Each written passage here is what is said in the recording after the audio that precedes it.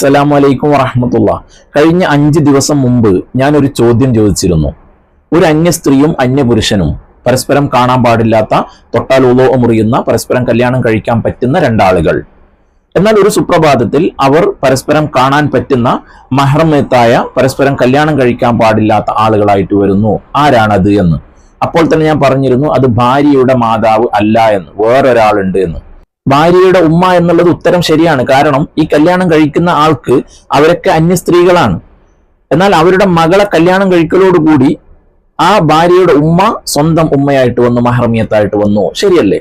എന്നാൽ വേറൊരാളുണ്ട്. ആരാണത്? ഉത്തരം ശരിക്ക് ശ്രദ്ധിക്കണം, അല്ലെങ്കിൽ ഉത്തരം തെറ്റിപ്പോകും. ഇതിൽ മസ്അലയും കൂടെ പറയാനുണ്ട്. അതുകൊണ്ട് ഈ ഉത്തരം ഫുള്ളായിട്ടൊന്ന് കാണുക. ഒരു പുരുഷൻ, അദ്ദേഹം കല്യാണം കഴിക്കാൻ പോകുന്ന ഒരു സ്ത്രീ. എന്നാൽ ആ സ്ത്രീക്ക് അവര് മുമ്പ് കല്യാണം കഴിഞ്ഞ ബന്ധത്തിൽ ഒരു മകളുണ്ട്.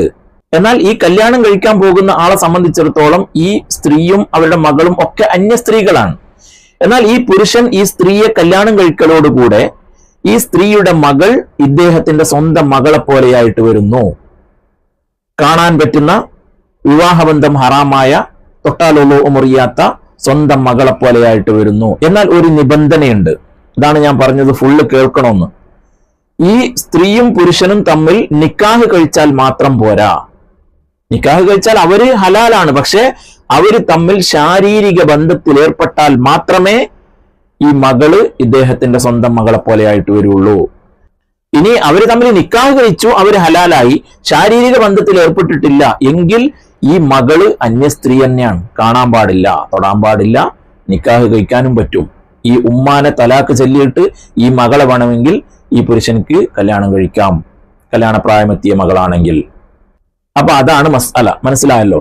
അല്ലാഹു തആല നല്ലത് പറയുവാനും നല്ലത് മനസ്സിലാക്കാനും ജീവിതത്തിൽ പകർത്താനും തൗഫീക്ക് നൽകുമാറാവട്ടെ. ആമീൻ യാ റബ്ബൽ ആലമീൻ. അസ്സലാമു അലൈക്കും വറഹ്മത്തുള്ളാഹി.